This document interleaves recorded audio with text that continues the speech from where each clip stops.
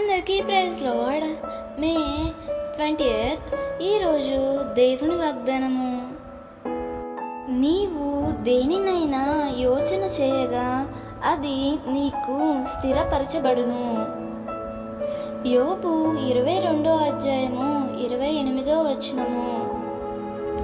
ఎవరైతే దేవుని వైపు తిరిగి దేవునితో సహవాసం చేస్తారో వారి జీవితాలలో ఎన్నో గొప్ప కార్యాలు జరుగుతాయి.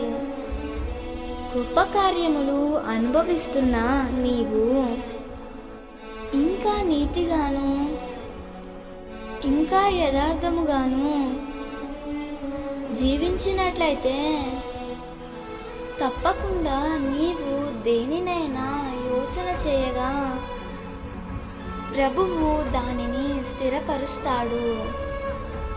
నీ నమ్మకాన్ని, విశ్వాసాన్ని దేవుడు ఎన్నడూ అన్యాయం చేయడు. ఆయన సహవాసాన్ని నీవు ఎన్నడూ కోల్పోవద్దు. తప్పకుండా ప్రభువు నీ జీవితంలో అద్భుతములు చేయునుగాక. నీ యోచనలన్నీ నీ మేలుకై దేవుడు స్థిరపరచునుగాక. దేవుడు ఈ వాగ్దానము నీ జీవితంలో నిశ్చయముగా నెరవేర్చునుగాక. ఆమేన్.